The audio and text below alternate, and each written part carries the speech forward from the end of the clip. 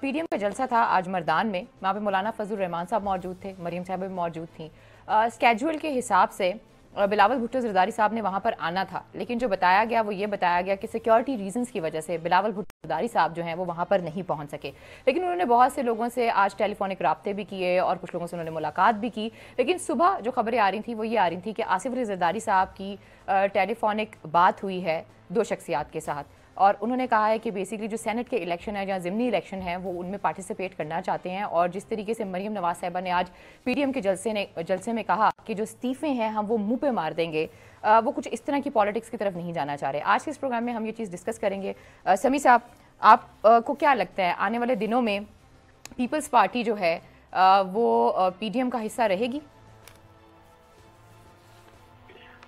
دیکھیں، P D M کا حصہ تو غالباً رہے گی، اور آج جو گفتگو تھی زرداری صاحب کی جو رپورٹڈ ہے مولانا فضل الرحمان سے اور نواز شریف صاحب سے، تو انہوں نے ان دونوں کو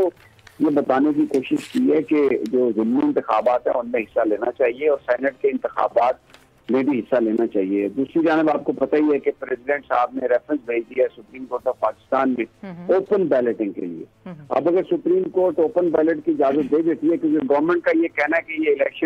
الیکشن ایکٹ کے تحت ہوتے ہیں، آئینی پروویژنز کے تحت نہیں ہوتے، یہ اوپن بیلٹ اس میں ہو سکتا ہے۔ It will be very interesting to see, focus سارا اسی پہ ہو جائے گا۔ تو بظاہر جو احتجاجی پالیٹکس ہے وہ اس سے پیپلز پارٹی نے بالکل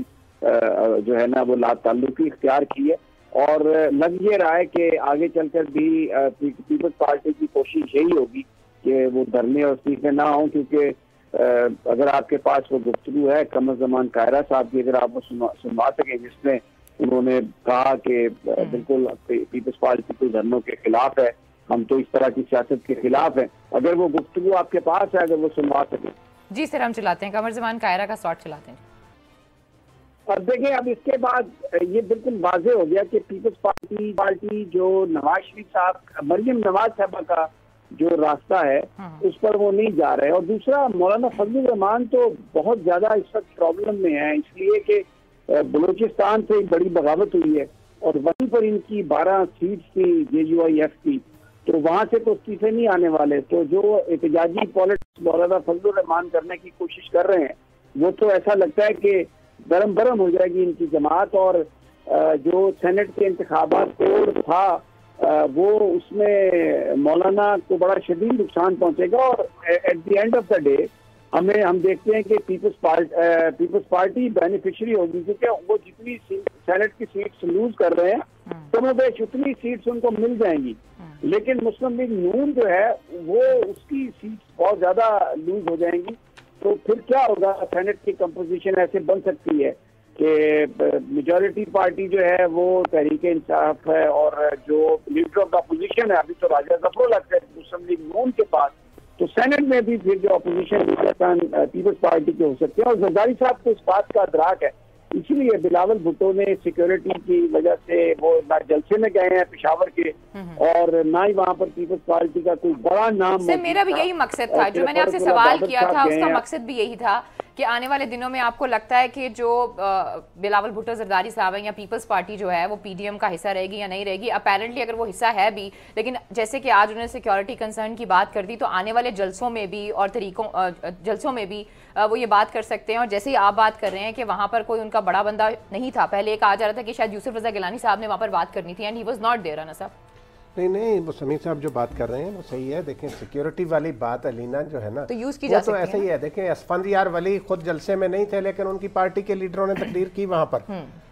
تو پیپلز پارٹی KPK کے صوبائی صدر نے بھی وہاں پہ تقریر نہیں کی، پیپلز پارٹی ضلع مردان کے صدر نے بھی وہاں پر تقریر نہیں کی، یعنی پیپلز پارٹی کی نمائندگی مقررین میں بالکل نہیں تھی۔ تو اس سے کیا میسج دیا ہے پیپلز پارٹی نے کہ یہ جو کچھ ڈرامہ ہو رہا ہے دھرنوں ورنوں کا، جلسوں ولسوں کا، پیپلز پارٹی نے عملاً اپنے آپ کو اس سے لا تعلق کر لیا ہے۔ یہ صرف بلاول بھٹو صاحب کی حد تک نہیں ہے، ان کے پاس راجہ پرویز اشرف ہیں، یوسف رضا گیلانی ہیں، اور بہت سارے لوگ ہیں، وہ کوئی بھی وہاں پہ جا سکتے تھے، نیر بخاری، لیکن انہوں نے مناسب ہی نہیں سمجھا کہ اس جلسے میں پیپلز پارٹی کا کوئی لیڈر تقریر کرے۔ تو اس سے انہوں نے ایک میسج تو دے دیا، اور پھر جو قمر زمان قاہرہ کی گفتگو آپ نے سنوائی ہے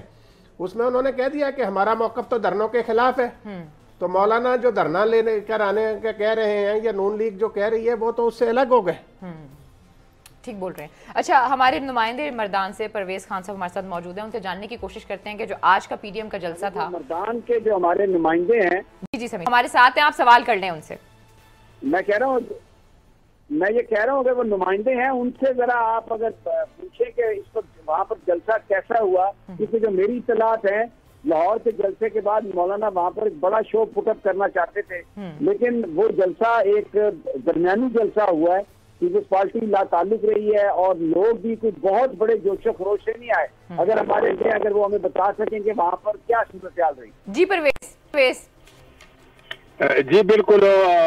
پیپلز پارٹی کے حوالے سے بھی آپ نے بہت اچھی بتائی کہ یہاں پر جو ان کی یوسف رضا گیلانی جو سابق وزیر اعظم تھا ان کی آمد متوقع تھی, اور یہ بھی بتایا جا رہا تھا کہ یوسف رضا گیلانی اس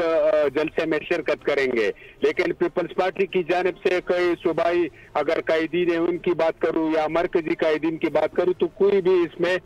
شرکت نہ کر سکا. اور یہاں پر جو مقامی سطح پر بھی میں بات کروں تو یہاں پر جو مقامی ان کے جو ضلعی قائدین ہے یہاں پہ وہ بھی اس میں نہیں, ایجنڈا بھی ہم نے اس میں نہیں دیکھا کہ وہ ان کے ساتھ کوئی ایجنڈا تھا, ان کی کوئی کارکن اس میں شریک ہو سکے. اسی طرح جو جمعیت علماء اسلام کے جو کارکنان تھے مولانا اپل رحمان وہ صبح سے آئے تھے, اور یہاں پر 11 بجے شیرگڑھ سے ایک موٹر سائیکل ریلی کے ذریعے یہاں پر ان کا آمد تھا. وہ بھی بہت لیٹ پہنچے, جب مریم نواز کی تقریر جو تھی وہ ختم ہونے والی تھی تو اسی وقت وہ پہنچ گئی, سٹیج پر بیٹھ گئے. اور اسی طرح میں اگر بتاتے چلوں کہ جو جلسہ تھا تو جلسے کے حوالے سے ان کے جو مقامی ان کو بھی پتہ نہیں تھا کہ جلسہ کہاں پر ہوگا.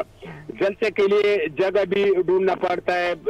سٹیج بھی بنانا پڑتا ہے. صبح تک تقریباً میں آپ کو بتاتے چلوں کہ 2 بجے تک یہاں پر جو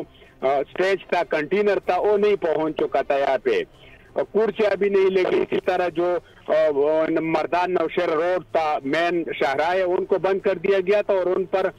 جو کارکنان تھے وہ بیٹھ گئے تھے, کچھ کھڑے تھے, اسی طرح اپنے قائدین کی وہ تقریریں سن رہے تھے. جو کارکنان تھے ان کی تعداد کے بارے میں بھی بتاتے چلو کہ جو سرکاری ذرائع ان کے مطابق یہاں پر 15 سے 18 ہزار تک ان کے جو کارکنان تھے انہوں نے اس میں شرکت کی. اسی طرح اگر ہم اپنے ذرائع سے اور اپنی سوچ کے مطابق اگر بتا دیں کہ اس میں کتنے کارکنان نے شرکت کی تو 22,000 تک اتنی اس میں تعداد تھی. اگر یہاں پر این پی کی جو مردان ہے, این پی کی گڑھ بھی ہے, جمعیت کے علماء اسلام کے بھی یہاں پر بہت کارکنان ہیں, بہت یہاں پر مردان میں, اور خاص کر جو سابق وزیر اعلیٰ امیر حیدر خان خوتی ان کی رہائش گاہ کے سامنے بالکل یہ جلسہ منعقد ہوا, اور یہاں پر ان کا ایک پاور شو تھا. ان کو بھی جو مرکزی قائدین پاکستان مسلم لیگ والے, جو جمعیت کارکنان والے یا دوسرے پارٹی والے, ان کو بھی یہ تاثر دینا بھی مردان کا گڑھ ہے, اور یہاں پر وہ وزیر اعلیٰ رہ چکا ہے. تو اتنی بڑی تعداد میں وہ لوگوں کو کارکنان کو باہر نہ سکا کہ ان سے تاثر لیا جاتا تھا کہ یہ بہت ایک کامیاب جلسہ تھا. لیکن میں آپ کو بتاتا چلوں کہ اتنا کامیاب نہیں تھا, کارکنان کی تعداد نہیں تھے, زیادہ تعداد جو تھے وہ یہاں پر عوامی نشر پارٹی اور جمعیت علماء اسلام ان کی تھے کارکنان کے. سبسکرائب کریں اور بیل دبائیں تاکہ کوئی خبر رہ نہ جائے.